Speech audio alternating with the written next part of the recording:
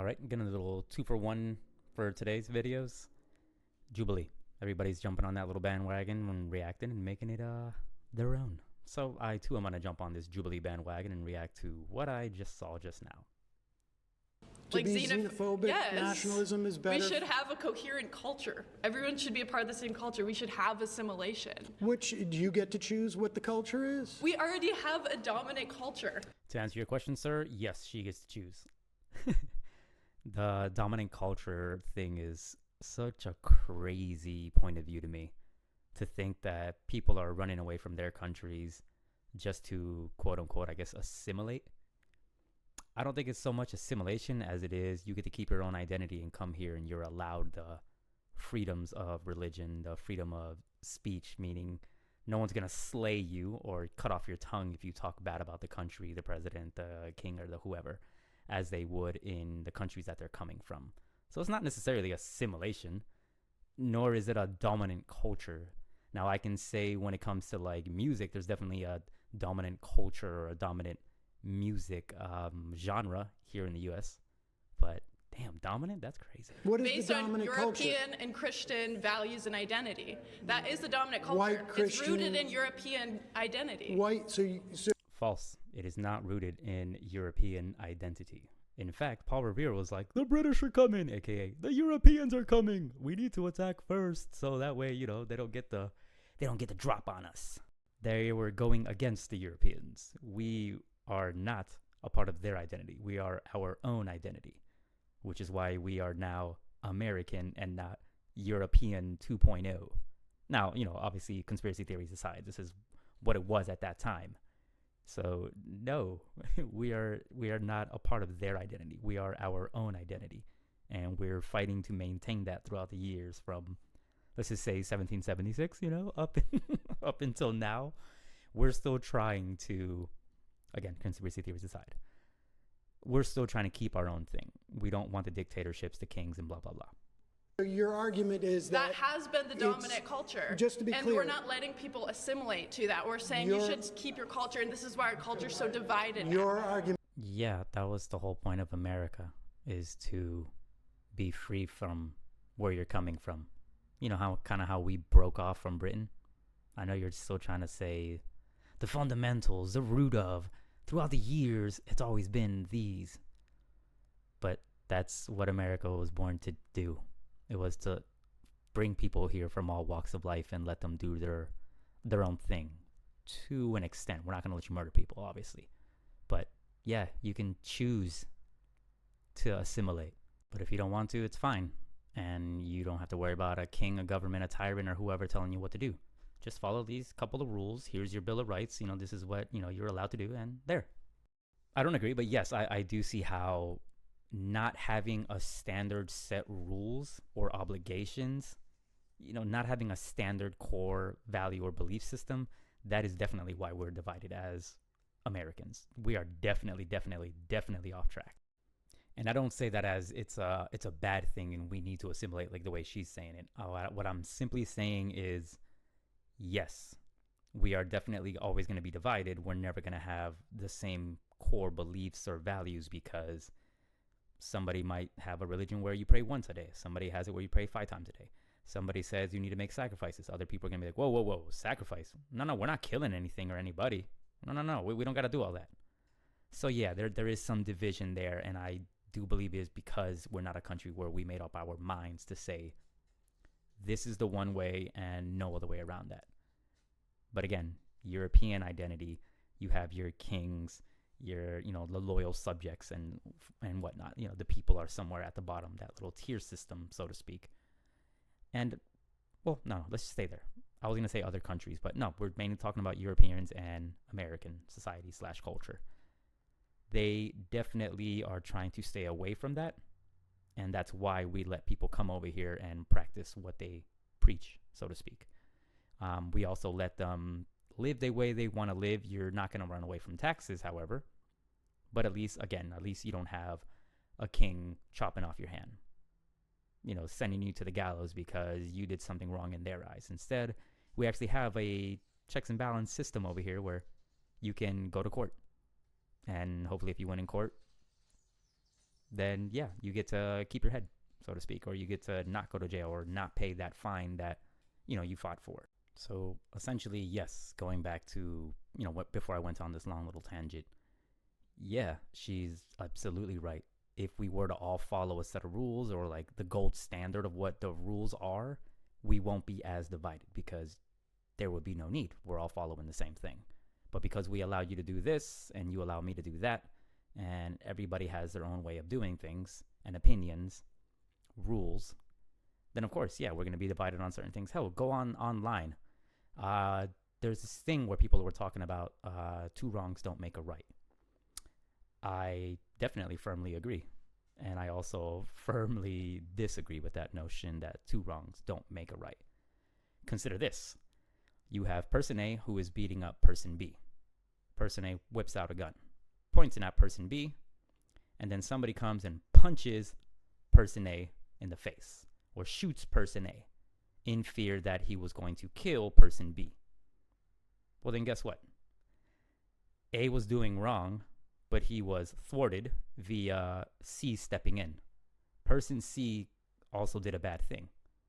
In that right there, just that alone, two wrongs kind of made a right. You saved somebody's life. We didn't know if he was just aiming a fake gun. We didn't know if there was bullets in that gun. We just know there was a gun pointed at point B, and so person C said, "No!"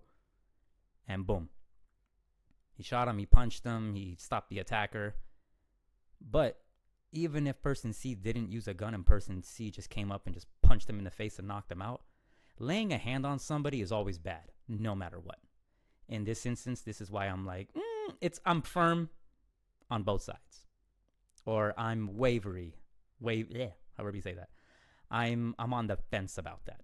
But I'm more so leaning on the side of, no, I don't think that. I don't think that is so cut and dry that you can actually think if one person does something wrong, we just have to kind of essentially turn the other cheek and just let person B die. Again, we don't know if it's a fake gun, real gun, this, that. We don't know what if the intention was to kill or to be like, hey, get away or I'll shoot you. We don't know that. We just know we saw a gun. And in those 10, 20 seconds or whatever, somebody had to intervene. Inherently, laying a hand on somebody is bad. I just said that. We can all agree to that. Yes, yes, yes. Good. So by punching somebody, it's bad. Him pointing a gun, bad. But at least you thwarted the person attacking. You saved person B. Person B is still alive to this day because somebody came in and said, no, I must create this bad or do this bad thing to stop another bad thing from happening. And so, yes, there are instances where two wrongs do make a right. And that goes hand in hand with the violence is never the answer. I wouldn't say never. I would say, for the most part, violence should be your secondary answer. Should there not be maybe even the tertiary answer. Maybe you try the first two things that you can at that point in time, given the situation that I said just now. Violence should not be the answer.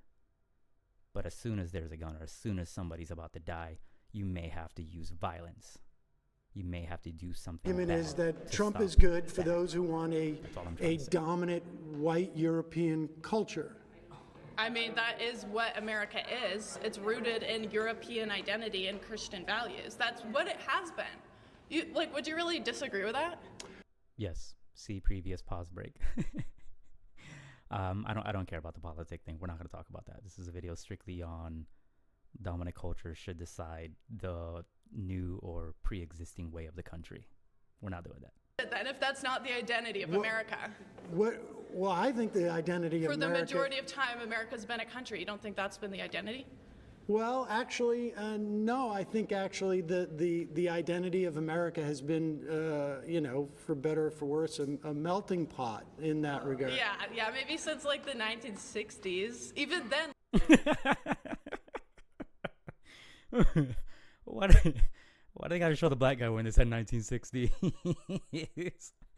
Jubilee, I see what you did there. Let me bring this. Since like the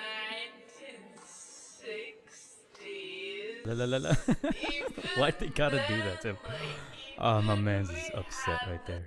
He is so dumbfounded, kerfuffled, annoyed. a melting pot literally means assimilation too. Let's verify that real quick. All right, according to Oxford, it does not mean that. It says mixed together. Wow, that's crazy. How did she get that? I don't see anywhere where it says assimilation. And what kills me is like my dog is confident about this. Like she's just like, yeah, that's what it means. But you look at this, a metaphor for a place where different cultures, races, and peoples blend together, not assimilate together, often losing their original distinct identities to form a new, more homogeneous society or culture. I don't think that seems like a one-all be-all type of response or definition. Kind of seems like everybody's still doing their own thing. It means you're assimilating to the dominant But, culture. Is that not well, what melting means? No, it doesn't and mean now that you're instead we're assimilating saying there's something to wrong the with dominant xenophobia. culture. No. I mean, look, I got to be honest with you. Like, you and I have a fundamental disagreement. We will never see eye to eye on this. It's a choice. And people, I think what you're expressing, though, is really what the Trump movement at its heart is about. Again, I'm not going to go dive into the politics situation thing here. What I can say is this, though. Giving her logic of whatever's a dominant thing or has been the dominant thing for years is what we should go by. For years, I'm telling you right now, music, what else? Sports, the main culture, the way we dance has been black people. I don't know if you want to talk about the 90s or before that. Rock, essentially black people. Blues, black people. Are we then going to say, well, since black people have been dictating practically American culture for years now, not just the late, 2020s or the 2010s, years, can we not say that they are now the dominant ones? And then if we do agree that they're the now dominant ones, can they not be the driving force? Do we trust these the blacks, to be the ones that dictate where our kids go to school, what religion we must practice? Because remember, if they're the dominant ones, it's not just your regular European Christians that are dominating anymore. We're going to have to follow their Christian values and beliefs. Because remember, even Christians itself, or just religion itself, you even have your divided cultures even within that religion. So everybody who's a Christian doesn't believe your version of Christianity. Speaking of, if you're going to follow that dominant thing that has been and always will be leading the country, then girl, I really hope you learn how to submit to a man, because most girls nowadays in America do not know how to submit to a man. I don't care if you came from a different country, if you grew up here, or if you grew up in a different country and you came here, you probably got some American influence. And that's probably not going to allow you to have that girl boss moment. It's not going to allow you to, hey, I want to speak up. No, you're not allowed to speak up. Because it's God, and then it's the husband, and that's if you get married. And then it's you. So that little pretty little princess that you want to be, I'm sorry, you can't. You have to be underneath, essentially, your dude's priorities, your dude's leadership. He has leadership and dominion over you. He gets to choose. Now, obviously, I know that's not to be true, and, not in all cases. Christians aren't like that, blah, blah, blah. But if we were to go back to the paper, you must submit, lady. Now, is that the way you want to take this? Do you really want to keep, fighting that battle? If so, cool. Then awesome. You proved your point, and you're just going to allow it to happen. The way she's talking in the video, I don't think she's down for, okay, fine, I'm just going to let some guy dictate my life because, if he wants to move and, because he got a new career, well, then I guess I have to move. Now we went from Philadelphia to, middle of nowhere, Missouri. And I guess now we're just in Missouri. Because ultimately, if you fall into those roles of that religion, you must follow those roles. You do get a say so, but ultimately he gets the final decision. Do you want to keep going to this dominant, thing? Let's just say it is a white guy. If it is a white guy and he's hardcore with his beliefs, guess what? He's going to be real hardcore, and you're going to have to follow his beliefs. You have to stay in your lane as the woman. You can't bring that masculine energy. You can't bring that I'm going to raise my voice up at this dude. Nah, you have to be very, very soft-spoken. You can't be challenging whatever it is that he wants because, again, The Rock, know your role and shut your mouth. It's horrible. Of course it's horrible. I don't agree with it, but I'm just saying, given your logic, lady, that's not going to cut it. Anyway, see y'all in the